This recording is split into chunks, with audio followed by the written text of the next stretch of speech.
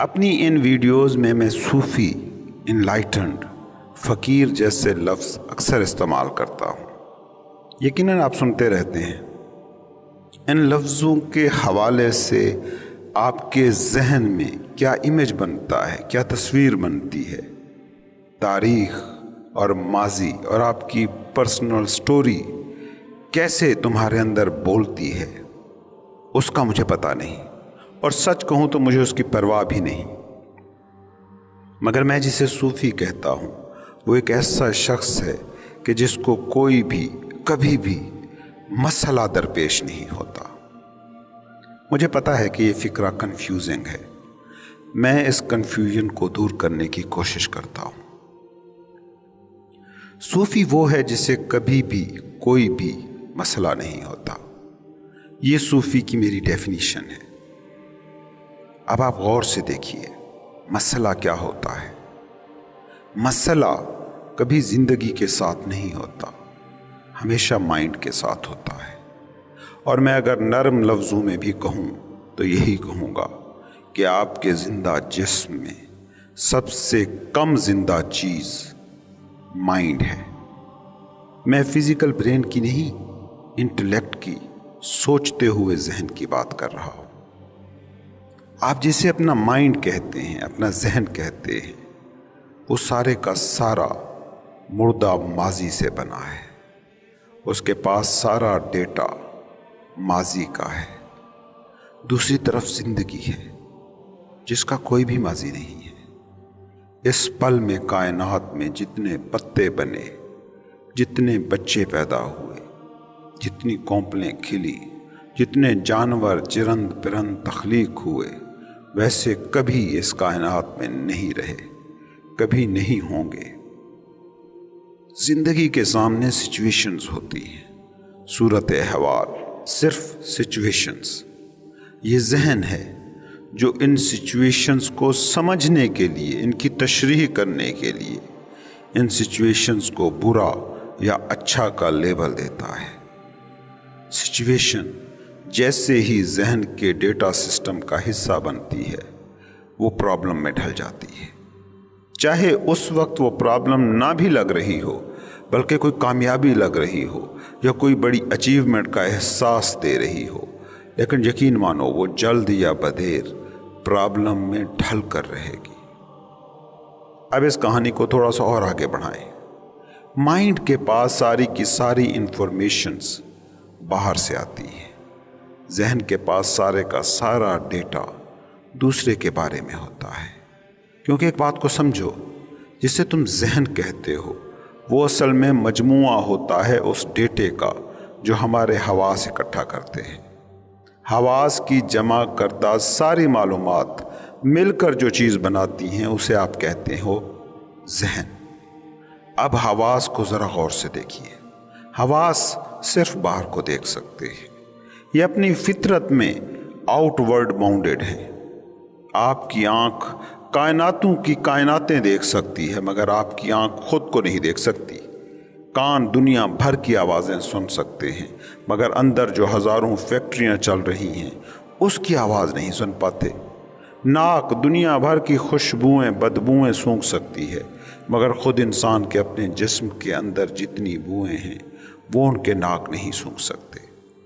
کبھی سوچا تم نے کہ وہی پاخانہ جو تم اندر اپنے جسم میں اٹھائے گھوم رہے ہو، وہ باہر آتا ہے تو بدبو کا مسئلہ بن جاتا ہے۔ ایک پوری صنعت ہے جو ان بدبوؤں کو دبانے کی بنیاد پر کھڑی ہے، جو بدبوئیں آپ اپنے اندر سمیٹ کر مقدس سے مقدس جگہوں پر گھوم پھر رہے ہیں۔ کیا کبھی آپ کا ناک یہ بدبوئیں سونگھ پایا ہے؟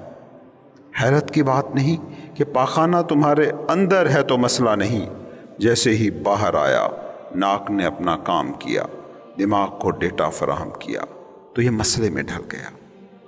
تمہاری جلد کو چونٹی چھو لے تو چھونے کی حس اسے پکڑ لیتی ہے۔ تمہارے اندر بیکٹیریاز اور فنجائی کی ایک پوری فوج ظفر موج محو جنگ ہے، مگر جلد اسے کبھی نہیں پکڑ پاتی۔ تمہاری جلد پر پانی کا ایک قطرہ پڑ جائے تو اس کا ٹچ تمہیں محسوس ہو جاتا ہے، مگر اس پتلی سی جلد کی جھلی کے نیچے بڑی ہی رفتار سے خون بہہ رہا ہے، کبھی اس کی نمی تمہیں محسوس نہیں ہوتی۔ یہ حواس کی مجبوری ہے کہ یہ باہر کی طرف ہی دیکھ پاتے ہیں، یہ باہر کی طرف ہی جاتے ہیں، انہیں ہمیشہ دوسرا درکار ہوتا ہے۔ انہی مجبور حواس کا بنایا ہوا ہے مائنڈ، اور اسی مائنڈ کی تخلیق ہے آپ کی شخصیت، آپ کی انا، آپ کی ایگو، اور اسی انا کو، شخص کو، اسی ذہن کو ہی صرف مسائل کا سامنا ہوتا ہے۔ دنیا کے سارے مسئلوں کو دیکھ لو، اس کو بھی چھوڑو، اپنی زندگی میں موجود سارے مسئلوں کو اٹھا لو، یہ سارے کے سارے مسئلے دوسرے سے متعلق ہیں۔ سو ایک بات بتائیں کہ اگر مسئلہ باہر ہے تو حل کہاں ہوگا؟ یقیناً باہر ہی، اور یہی انسان کر رہا ہے۔ وہ سوچتا ہے ایسا گھر ہو مسئلہ حل ہو جائے گا، ایسی نوکری ہو مسئلہ حل ہو گیا، اتنی دولت ہو مسئلہ حل ہو گیا، اتنی شہرت، مسئلے حل۔ مگر سوال یہ ہے کہ جنہوں نے خاص قسم کا گھر، خاص قسم کا شوہر یا خاص قسم کی بیوی، طے کردہ گول کے مطابق دولت یا مطلوبہ شہرت پالی ہے، کیا ان کے مسائل حل ہو گئے ہیں؟ نہیں، حقیقت تو یہ ہے کہ ان کے مسائل الٹا بڑھ جاتے ہیں، تا وقت یہ کہ وہ کسی اور ڈھنگ سے زندگی کو نہ دیکھنا شروع کر دیں۔ یہ تو ہوئی ہمارے حواس اور حواس کے بنے مائنڈ اور مائنڈ کی تراشی انا کی کہانی۔ اب دوسرے پہلو کی طرف چلیے کہ صوفی کو کیوں کوئی مسئلہ نہیں ہوتا؟ کیونکہ صوفی باہر کی طرف حرکت کرتی ہوئی سینسز، حواس سے اور ان حواس سے بنے ہوئے مائنڈ سے خود کو شناخت ہی نہیں کرتا، آئیڈینٹیفائی ہی نہیں کرتا۔ اس کے لیے زندگی سچویشن ہے، مسئلہ نہیں۔ وہ سچویشن آپ کو ہزار بری لگے مگر اس کے لیے بری نہیں ہے، اس کے پاس اس سچویشن کو جج کرنے والا ٹول ہی نہیں۔ یوں نہیں کہ اس کے پاس مائنڈ نہیں ہے، مائنڈ تو اس کے پاس دنیا دار سے بھی زیادہ شارپ ہوتا ہے۔ وہ سچویشنز کو ڈیل کرتے ہوئے اس مائنڈ کو خوبی سے استعمال کرتا ہے، مگر اس کے ساتھ ایک نہیں ہوتا۔ وہ بنیادی طور پر مائنڈ سے ڈیل ہی نہیں کرتا، وہ ڈیل کرتا ہے بس ایک سچویشن سے، وہ سچویشن جسے آپ زندگی کہتے ہیں۔ اس کی آنکھ، ناک، کان، جلد سب ہے، ان سے جمع شدہ ڈیٹا بھی ہے، اس ڈیٹے کا مجموعہ مائنڈ بھی ہے، اور ان کو بخوبی سے استعمال کرنے کا گر بھی اس کے پاس ہے، مگر ہمیشہ وہ ڈیل ایک ہی سچویشن سے کر رہا ہوتا ہے، اس کے اندر ہو رہے تجربے سے۔ اس لیے وہ کبھی مسئلے کا شکار نہیں ہوتا۔ ایک قصہ یاد آ گیا، بہت پرانے زمانوں میں ایک بادشاہ تھا۔ یہ تب کی بات ہے کہ جب جوتا بھی ابھی انسان نے دریافت نہیں کیا تھا۔ ایک دن بادشاہ سلامت کے پاؤں میں کانٹا چبھ گیا، اسے بڑی تکلیف ہوئی۔ اس نے پورا دربار بلا لیا اور ان سارے علماء، فضلاء، سائنسدانوں، ایکسپرٹس، فلسفیوں کو جمع کر لیا کہ جو سرکاری خرچ پر پل رہے تھے، اور نے کہا وقت آ گیا ہے تمہارا بھی، یہ مسئلہ حل کرو۔ میرے پیروں میں اگر پھر سے کانٹا چبھا تو تم لوگوں کی تو خیر نہیں۔ وہ سارے بیچارے بیٹھے اور ایک حل پر متفق علیہ پہنچے۔ حل کیا تھا؟ حل یہ تھا کہ پوری سلطنت میں قالین بچھا دیا جائے۔ قالین بچھنے لگی تو کسان چیختے ہوئے آ گئے، حضور اگائیں گے کیا اور کھائیں گے کیا؟ بادشاہ نے جب ان کی بات سنی تو کہا، اوہو، یہ تو میں نے سوچا ہی نہ تھا، بات تو تم لوگوں کی ٹھیک ہے۔ خیر، پھر دربار کھلا، پھر سارے ایکسپرٹ سائنسدان جمع ہوئے اور کوئی اور حل ڈھونڈنے کا حکم دیا گیا۔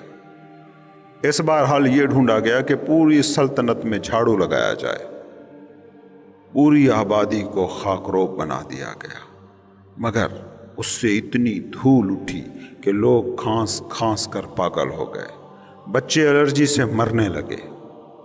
لوگ پھر چیختے چلاتے بادشاہ سلامت کے پاس پہنچے اور درخواست کی کہ حضور یہ کیا کر رہے ہیں؟ درخواست کو پھر لاجیکل مان کر قبول کر لیا گیا۔ ماہرین، ایکسپرٹس کو پھر بلایا گیا کہ کوئی اور حل ڈھونڈو۔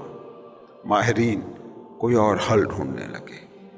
اس بار حل یہ تھا کہ پہلے کرتے ہیں پوری سلطنت میں پانی کا چھڑکاؤ اور پھر لگاتے ہیں جھاڑو۔ اس حل کی مگر مصیبت یہ نکلی کہ پینے کے پانی کے سارے چشمے کنویں ناپید ہونے لگے۔ لوگ پھر چیخنے چلانے لگے۔ بادشاہ سلامت کے پاس گئے اور کہا حضور ہم پہ رحم کریں، یہ کیا کر رہے ہیں؟ ایک صوفی تھا جو پہاڑوں میں اپنی جھونپڑی بنا کر بیٹھا ہوا تھا۔ اس تک بھی مملکت کے یہ حالات پہنچے تو اس نے لکڑی کا ایک جوتا بنایا اور بادشاہ کے پاس بھجوایا، ساتھ ہی یہ بھی کہلا بھیجا کہ لوگوں کی جان بخش دو اور یہ جوتا پہن کر باہر نکلا کرو۔ بادشاہ بڑا حیران ہوا کہ حل اتنا آسان تھا۔ دوسری طرف ماہرین بڑے شرمندہ اور صوفی کو دل میں گالیاں دے رہے تھے، مگر اس وقت چونکہ صوفی نے ان کے مسئلے کو حل کیا تھا وہ بادشاہ کو کچھ نہ کہہ سکے، لیکن بعد میں صوفی کے خلاف بادشاہ کے کان بھرتے ہی رہے اور بادشاہ کو صوفی کے خلاف کر ہی دیا۔ تب سے اب تک بادشاہ ان حقیقی صوفیوں کے دشمن چلے آ رہے ہیں اور ان صوفیوں کی حکمت کی جھوٹی نمائندگی درباری شیوخ اور ماہرین سے کراتے آ رہے ہیں۔ خیر یہ دوسرا معاملہ ہے، مگر اس جھوٹی کہانی کا سچا سبق بس ایک ہے کہ زندگی کے اپنے تجربے کے ساتھ تمہیں کچھ کرنا ہے تو اپنے ساتھ ہی کچھ کرنا پڑے گا، پوری دنیا کو نہیں بدلنا پڑے گا۔ مسئلے کے کانٹے سے بچنا ہے تو دنیا بھر میں قالین نہیں بچھانا، جھاڑو نہیں لگانا، پانی نہیں لگانا، بلکہ اپنے پاؤں کے لیے جوتا بنا لینا ہے۔ اور ایگزیکٹلی یہی کچھ صوفی اپنے ساتھ کرتا ہے۔ وہ ہر دم حاضر ہے، الرٹ پریزنس، حالت حضوری میں ہے اور اپنی زندگی کے تجربے پر فوکس کر کے آنکھیں گاڑ کے بیٹھا ہے، وہ تجربہ جس میں مسئلہ کہیں نہیں ہو سکتا۔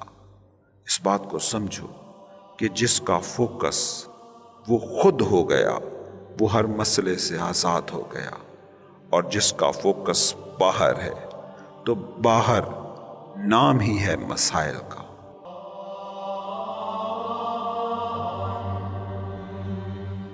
آپ کے پاس یہ لازوال، یہ بے مثال علم کہاں سے آیا؟ تو پہلی بات دوستو یہ ہے کہ علم کی جو ڈیفینیشن آپ لوگوں کے پاس پہلے سے ہی ہے، اس کی مناسبت سے اگر میں کہوں تو یہ ساری باتیں جو میں کرتا ہوں، جو ان ویڈیوز میں آپ سنتے ہیں، وہ علم ہیں ہی نہیں۔ یہ بنیادی طور پر اس مروجہ تشریح علم سے پہلے کی باتیں ہیں۔ یہ علم لازوال ہے نہ بے مثال ہے، یہ وہ ساری باتیں ہیں جو آپ کے پاس آلریڈی موجود ہیں۔ اس کو میں ایک مثال سے سمجھانے کی کوشش کرتا ہوں، شاید اس سے بات آسانی سے سمجھ میں آ جائے۔ ایک چھوٹا سا بچہ ہے، کہہ لیں 2 سال کا، اس کے پاس زیادہ علم ہے یا ایک نوجوان کے پاس یا ایک بوڑھے کے پاس؟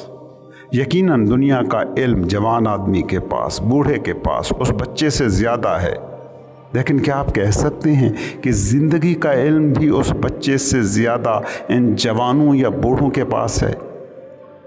یقیناً نہیں، کیونکہ بچہ زیادہ خوش ہے، وہ زیادہ پیسفل ہے، وہ زیادہ بلیسفل ہے، زندگی کے معجزے کے وہ زیادہ قریب ہے، وہ حیرت اس کے پل پل میں زندہ ہے، اس پل میں اس کی حضوری جوانوں اور بوڑھوں سے کہیں زیادہ ہے، وہ کسی بھی جوان آدمی سے زیادہ الرٹ ہے، وہ کسی بھی انفارمیشن کو پین باڈی میں نہیں ڈالتا، غم میں نہیں ڈالتا، وہ ماضی اور مستقبل میں زندہ نہیں ہوتا، وہ ہر پل اس پل میں الرٹ ہوتا ہے۔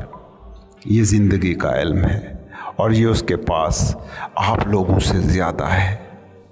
یہ باتیں جو آپ ان ویڈیوز میں سنتے ہیں، یہ اسی 2 سال کے بچے کی باتیں ہیں۔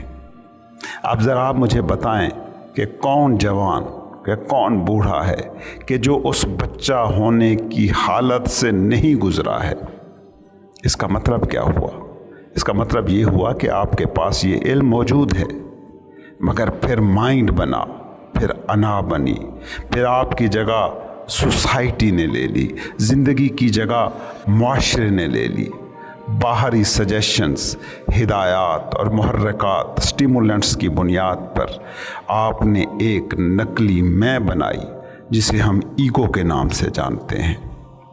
मगर ये नकली मैं जिसने बनाई है वो असली है, वो हस्ती है, वो बीइंग है। ये जवान, ये बूढ़ा जहाँ से बना है वो हालत उसके पास है, वो बच्चा होकर ही ये बना है।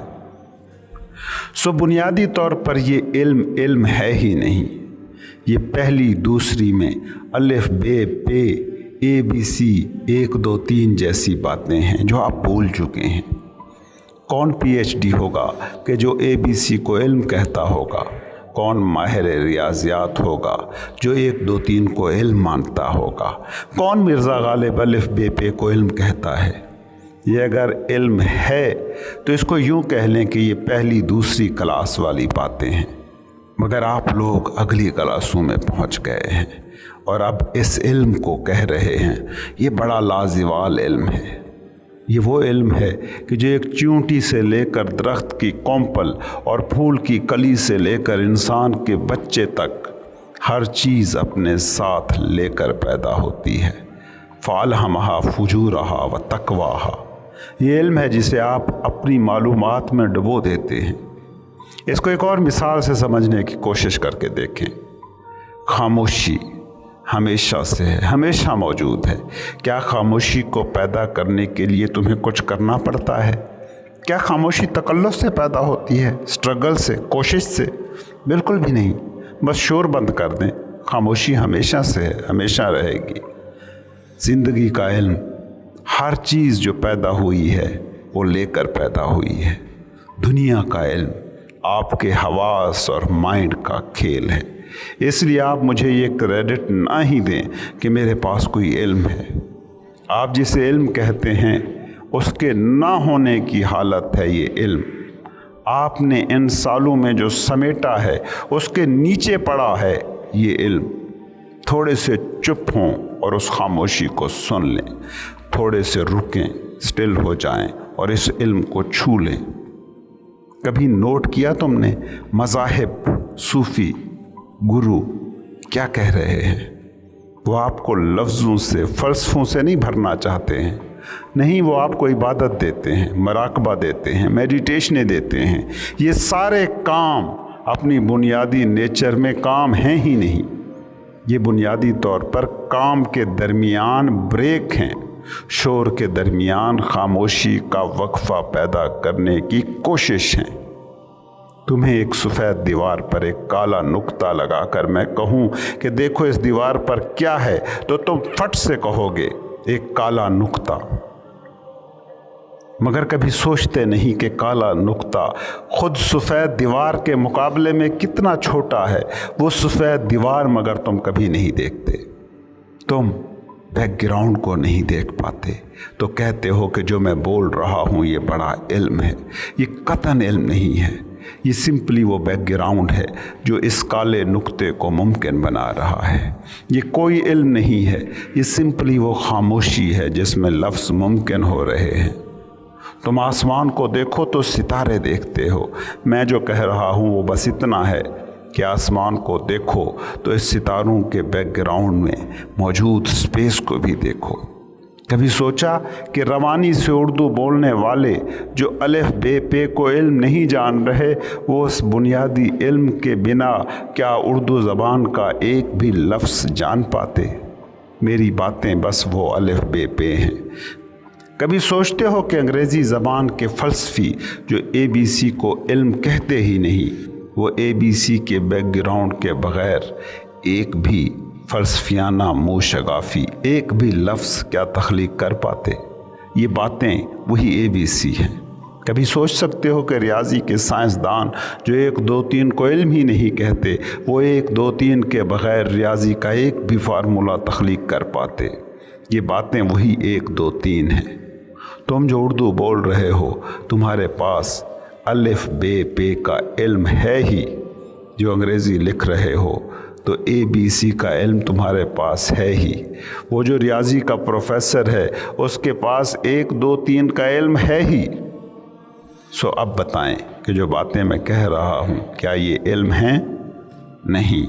और अगर हैं भी तो बहुत बुनियादी नौइयत का इल्म। جو آپ کو اپنے بچپن میں حاصل تھا، اب بھی ہے۔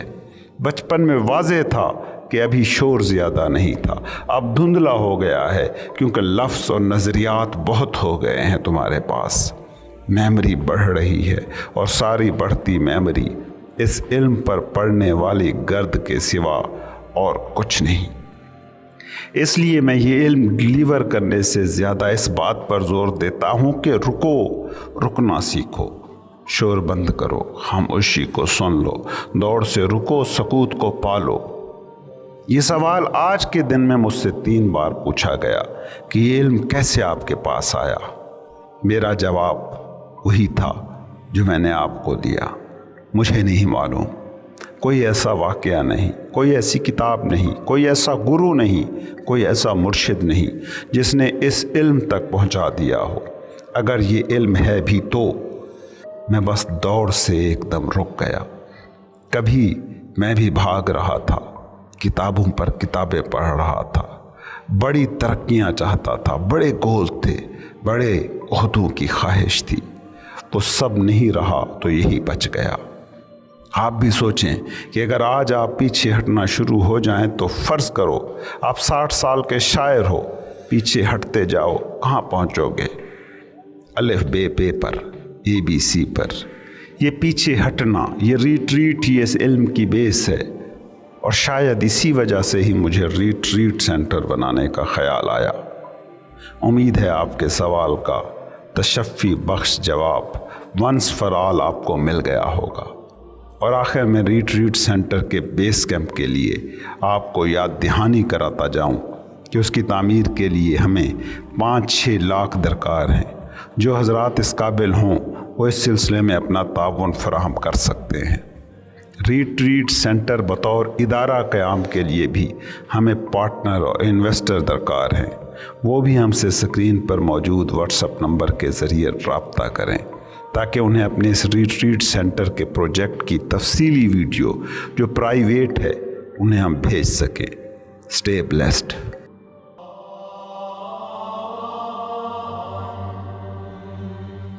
جیسے انا تمہارے پیدا ہونے کے بعد ہی جنم لیتی ہے، اس لیے ان ریئل ہے، بالکل اسی طرح وہ دنیا بھی ان ریئل ہے جو یہ انا جیتی ہے۔ جب اسلام کہتا ہے کہ دنیا متاع الغرور ہے، دھوکے کا گھر، ہندو کہتے ہیں مایا جال ہے، عیسائی کتابیں کہتی ہیں کہ سراب ہے، ڈیلیوژن ہے، تو اس سے بنیادی طور پر یہی مراد ہوتی ہے کہ انا کی بسائی دنیا ان ریئل ہے۔ یوں نہیں ہے کہ یہ سامنے کھڑا درخت ان ریئل ہے، بلکہ تمہارے پاس جو لفظ ہے وہ ان ریئل ہے۔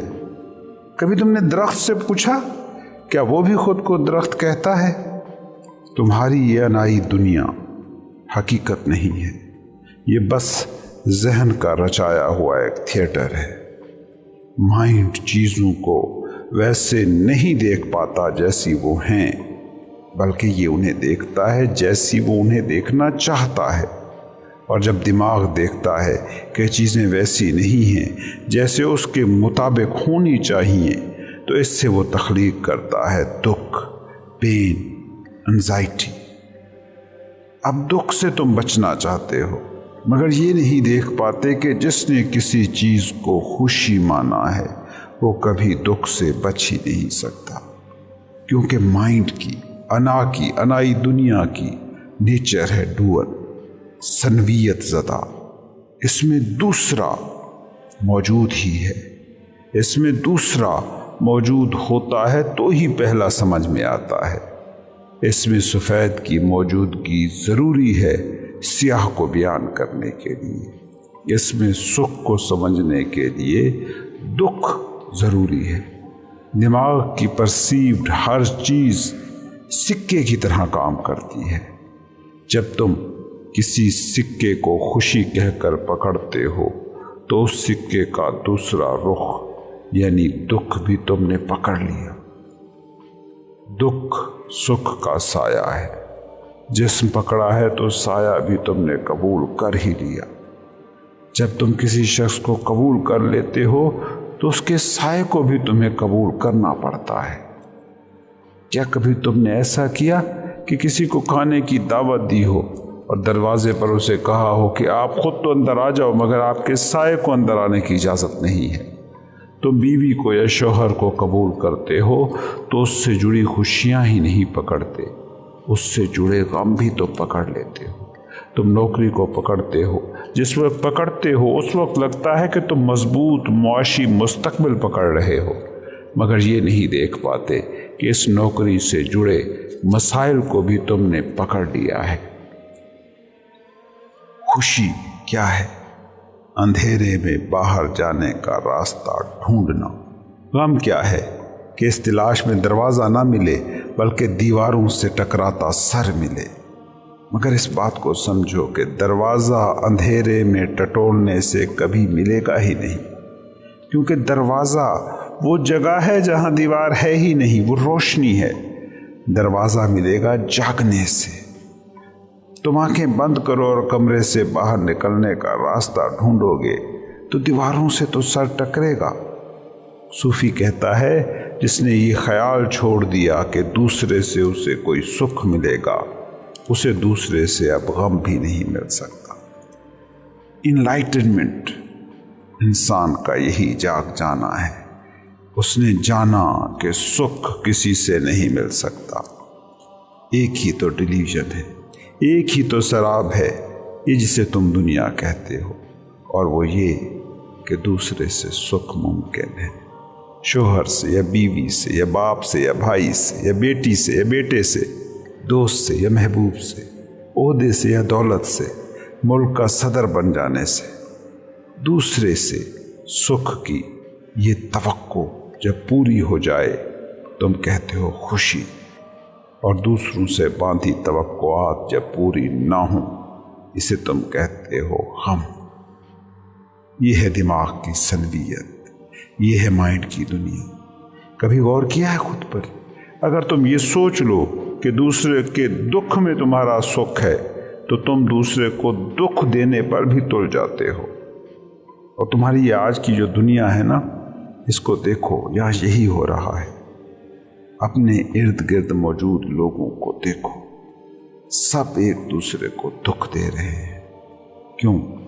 کیونکہ سوچ رہے ہیں کہ دوسرے کا دکھ ان کی خوشی ہے، دوسرے کی ناکامی ان کی کامیابی ہے، دوسروں کے پاؤں کٹ جانے سے وہ اونچے ہو رہے ہیں، دوسروں کی ہار ان کی کامیابی بن جائے گی۔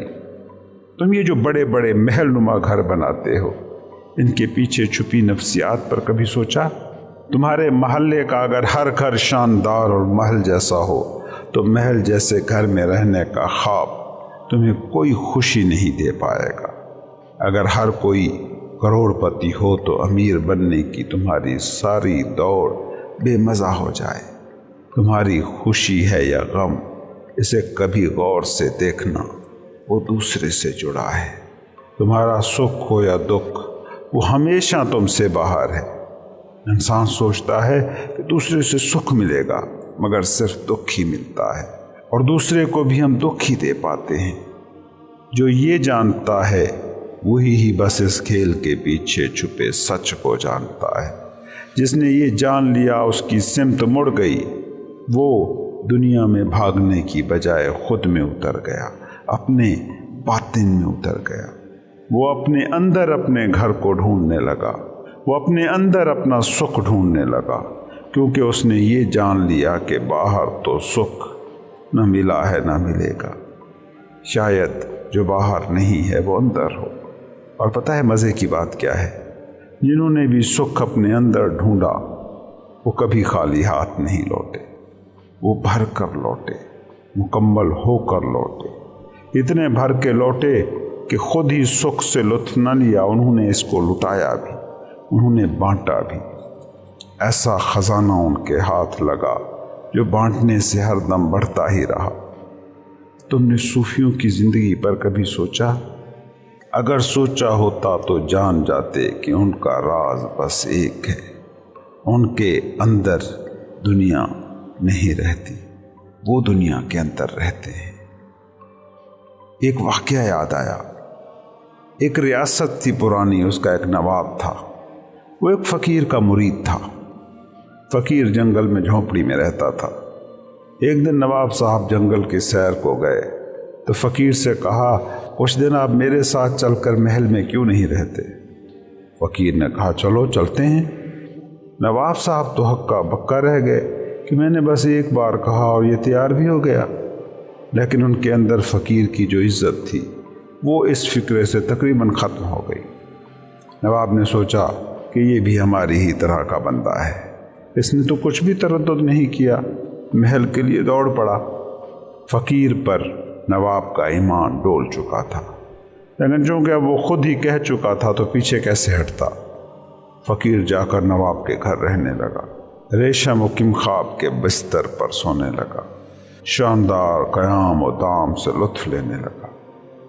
کچھ دن وہاں رہنے سے نواب کے دل میں جو فقیر کا تھوڑا بہت احترام بچ رہا تھا وہ بھی گیا۔ آخر ایک دن نواب نے فقیر کو کہا حضرت میں نے آپ کے بارے میں غلط اندازہ لگایا، آپ ہماری ہی طرح کے دنیا دار ہیں۔ فقیر نے نواب کو کہا اس کا مطلب میں یہاں سے جاؤں؟ نواب نے کہا جی بالکل جائیں، لیکن جانے سے پہلے مجھے اس کی منطق تو سمجھا دیں۔ فقیر نے کہا صبح تم مجھے شہر سے باہر جنگل تک چھوڑنے جانا، وہیں رستے میں تمہیں بتاؤں گا۔ اگلی صبح نواب اور فقیر دونوں شہر سے باہر کی طرف چل پڑے۔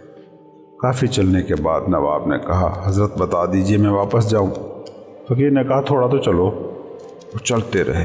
نواب نے 2-3 مرتبہ درخواست دہرائی مگر فقیر نے کہا تھوڑا دور اور۔ آخر دریا آیا، دونوں کشتی میں بیٹھے، دریا پار کیا اور جنگل پہنچ گئے۔ نواب نے کہا اب تو بتا دیجئے۔ فقیر نے کہا یوں کرو تم واپس مت جاؤ، میرے ہی ساتھ رہ جاؤ میری جھونپڑی میں۔ نواب نے کہا ہیں یہ کیسے ممکن ہے؟ میں اپنی ریاست اپنا محل کیسے یوں چھوڑ دوں؟ فقیر نے کہا یہی تمہارے سوال کا جواب ہے، میں تمہارے ساتھ تمہارے محل میں تھا مگر تمہارا محل میرے اندر نہیں تھا، تم بھی اسی محل میں رہتے ہو مگر وہ محل تمہارے اندر ہے۔ میں تمہارے محل میں رہوں یا اس جھونپڑے میں، میرا ہونا میری ہستی اس سے متاثر نہیں ہوتی، کیونکہ میری خوشی یا میرا دکھ محل یا جھونپڑے سے نہیں جڑا ہے۔ تم لیکن جھونپڑے میں رہو گے تو دکھ میں رہو گے، اور مزے کی بات یہ ہے کہ تم محل میں بھی خوش نہیں ہو۔ بات اب نواب کی سمجھ میں آئی، اسے اپنی غلطی کا بھی احساس ہو گیا۔ صوفی فقیر اسی دنیا میں رہتا ہے تمہاری ہی طرح، اسی دنیا کو جیتا ہے تمہاری ہی طرح، اس کے جینے میں فرق بس اتنا ہے کہ وہ دنیا میں رہتا ہے اور تم لوگوں کے اندر دنیا رہتی ہے۔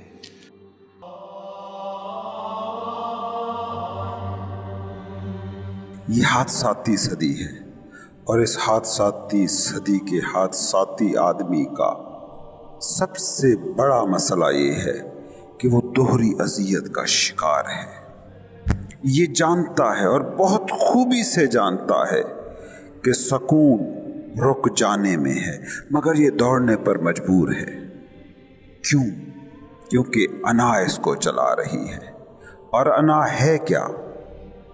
دوسرے کی آنکھ، دوسرے کا اشارہ، اور کچھ بھی نہیں۔ تم پاگل ہو جاتے ہو لوگوں کی آنکھوں میں اپنے لیے قبولیت، اپنے لیے ویلیڈیشن، اپنے لیے توثیق و تصدیق، اپریسیشن ڈھونڈنے میں، حالانکہ اب تک بھی تو تم ایک عمر جی ہی چکے ہو اور یہ جانتے ہو کہ دوسرے کو خوش نہیں کیا جا سکتا، بلکہ میں تو کہتا ہوں کہ الٹ ہوتا ہے۔ جو جتنے زیادہ لوگوں کو خوش کرنے کے چکر میں ہے اسی سے زیادہ لوگ ناخوش ہو کر رہتے ہیں۔ دوسرے کو خوش کرنے کی فکر بتاتی ہے اس انسان کا اپنا فوکس کیا ہے۔ دوسرے پر جو نظر رکھتی ہے اسے میں کہتا ہوں انا، اور خود پر جو فوکس لے جاتی ہے اسے میں کہتا ہوں ریئل سیلف، ریئل یوں، حقیقی خودی۔ تو بات ہو رہی تھی دوہری اذیت کی۔ دوہری اذیت یہ ہے کہ ایگو ٹرپ کر چکنے کے بعد बखूबी इंसान जानता है कि ये सफ़र शराबों का सफ़र है, मगर इर्द गिर्द को देखता है, अप्रूव और डिसअप्रूव करती निगाहों को देखता है, कबूल रद्द करती नज़रें उसके सामने होती हैं तो फिर भागना शुरू कर देता है। पाँव भी हैं शल और शौक़ के सफ़र भी नहीं जाता। तुम जब कभी किसी सूफ़ी की दास्तान सुनते हो, पीसफुल रूहों के वाक़े सुनते हो, तो तुम्हारे अंदर कोई पॉइंट है जो जानता है कि ये मुमकिन है, ये हो सकता है, मगर फिर दूसरा इन्वॉल्व हुआ, दी अदर अना एक्टिव हुई और तुम फिर भाग पड़े। तुम कभी कोई मूवी देखते हो, मोटिवेट हुए, जिंदगी के लिए कुछ एडवेंचरस राहें चुनने का सोचा और फिर अना तुम्हें डराने लगी कि बच्चों का क्या होगा, बिजनेस का क्या होगा, नौकरी का क्या होगा, फ्यूचर और फ्यूचर के ख्वाबों का क्या होगा। कभी ईमानदारी से सोचिए उन सारे लोगों के बारे में कि जिन्होंने कभी जिंदगी को मोहनजोयाना अंदाज से देखा ही नहीं, सोचा ही नहीं, जिया ही नहीं, जो फैमिली का सोचते रहे, जो बिजनेस का सोचते रहे, जो रोजी रोटी का सोचते रहे, जो मुस्तकबिल और मुस्तकबिल के ख्वाबों का सोचते रहे। क्या ये लोग, बल्कि इनमें भी वो लोग कि जिन्होंने अपने ये गोल अचीव कर लिए, जिन्होंने अपना सेट करता कामयाबी का गोल अचीव कर लिया, क्या उनको ज़िंदगी से कोई भी शिकवा नहीं? क्या वो मुकम्मल पुरसकून हो गए, पुरअमन हो गए? कभी कोई ऐसा बंदा मिले तो मुझे भी ज़रूर उसके बारे में बताइएगा, क्योंकि असूली तौर पर ऐसा होना मुमकिन नहीं। अना ख्वाबों की सरजमीन में उगती है, ख्वाहिशों के पानी पर पलती है और मुस्तकबिल की ऑक्सीजन पर जिंदा होती है। इसलिए ये कभी भी इस पल में नहीं जी सकती। और इस पल से क्या मुराद है? इस पल से मुराद है जिंदगी। ख्वाहिश को सोचें, ख्वाहिश है क्या? एक जगह पर हो और किसी और जगह पर होना चाहते हो, ये ख्वाहिश है। जहाँ भी इस वक्त हो, इसके अलावा किसी और पॉइंट पर होने का नाम ही ख्वाहिश है। ख्वाब, ख्वाहिश, गोल, मकसद, पर्पस, इन सब में एक ही चीज़ कॉमन है और वो है मुस्तकबिल। अना इसी मुस्तकबिल को अपना मैदान बनाती है और तुम्हें खूब दौड़ाती है और अल्टीमेटली तुम्हें ले जाती है उस मकाम पर जिसे तुम कब्र कहते हो। कुरान बहुत ही खूबसूरत अंदाज में इसको यूँ कहता है, अल्हाकुमुत्तकासुर हत्ता ज़ुरतुमुल मकाबिर। वो कसरत की चाह में बढ़े जा रहे थे हत्ता के पहुँच गए अपनी कब्र तक। अना बनकर तुम जिए तो जान लो तुम जिए ही नहीं, तुमने बस कोख से निकलकर गोर की तरफ दौड़ लगाई है। तुमने बस पंगूड़े से कब्र तक का सफ़र किया है।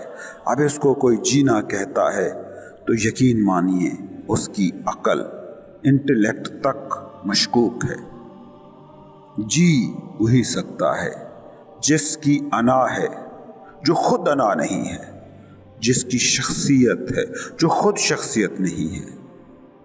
तुमने कभी सोचा कि तुम हमेशा ये लफ्ज़ कहते हो, मेरी अना को ये गवारा ना हुआ, या मेरी शख्सियत ही ऐसी है। याद रखना, जो मेरा या मेरी हो वो मैं कभी नहीं हो सकता। मेरा फ़ोन सब कहते हैं, मैं फ़ोन हूँ, ये किसी को कहते आपने सुना? हैरत है, फिर मेरी अना मैं कैसे हो गई, मेरी शख्सियत मैं कैसे बन गई? जो मेरा हो वो खुद बता रहा है कि वो कुछ है, मैं कुछ हूँ। ये मेरा कंप्यूटर है। अगर मैं कहूँ कि मैं कंप्यूटर हूँ तो आप मुझे क्या कहेंगे? यकीनन पागल। तो ठीक यही असूल मेरे जहन, मेरी अना, मेरी शख्सियत, मेरे माइंड पर भी लागू करके देखें ना। انسان دوہری اذیت کا شکار مسافر ہے جو جانتا ہے کہ انا قید ہے مگر قید سے رہائی کا خیال بھی اسے نہیں آتا، جو جانتا ہے کہ سکوت اور ٹھہر جانے میں ہے مگر دوڑنے کی ریس بھی نہیں چھوڑ پاتا، اور اسی دوڑ دھوپ میں زندگی بنانے کی اسی کوشش میں زندگی خود الجھنوں کی نہ سلجھ سکنے والی گتھی بن جاتی ہے۔ ایک بندے نے تالاب میں پتھر پھینکا تو اس کا شفاف پانی میلا ہو گیا، نیچے سے بہت سا میل گند پانی میں شامل ہو گیا۔ اسے برا لگا، وہ اس میل کو نیچے بٹھانے کے لیے پانی میں اتر گیا اور ہاتھ پیر سے کوشش کرنے لگا کہ میل کو نیچے بٹھا دے، گند کو اوپر سے دبا دے، مگر اس کے قدموں کی حرکت نے پورا تالاب ہی گندا کر دیا۔ اسی تالاب کے کنارے سے ایک صوفی گزر رہا تھا۔ اس صوفی نے پاگلوں کی طرح تالاب کے پانی میں ہاتھ پیر چلاتے بندے کو دیکھا تو کہا، بھئی کیا مسئلہ ہے، کیا ہو گیا، کیوں پاگلوں جیسی حرکت کر رہے ہو؟ اس نے اپنا مسئلہ بتایا تو صوفی نے کہا، تم نے اپنا علاج کر کے دیکھ لیا؟ ایک علاج میں بتاتا ہوں، وہ کر کے دیکھ لو، شاید پانی صاف ہو جائے۔ اس نے کہا، بولیے حضرت۔ صوفی بولا، پانی سے باہر آ جاؤ اور 10 گھنٹے چپ چاپ تالاب کے کنارے آنکھیں بند کر کے مراقبہ کرو۔ اس شخص نے صوفی کی بات مان لی اور معجزہ ہو گیا۔ تالاب کا پانی بالکل صاف تھا، شفاف، اتنا شفاف کہ وہ آئینہ بن چکا تھا۔ انا اودھم مچاتا تمہارا وہی سیلف ہے جو میل دبانے میں میل بنا رہا ہے، جو پیس امن لانے کے لیے دنیا کو میدان جنگ بنا رہا ہے، جو سکون کی چاہ میں تمہیں بے سکونی کی دلدل میں دھکیل لایا ہے، جو خوبصورتی کے سفر کو بدصورت بنا رہا ہے۔ غور سے آنکھیں بند کر کے اپنی انا کے تالاب کے کنارے کھڑے اپنے صوفی کو سنو جو کہہ رہا ہے کہ باہر نکل آؤ، کچھ دیر آنکھیں بند کر کے میڈیٹیشن کرو، سب ٹھیک ہو جائے گا۔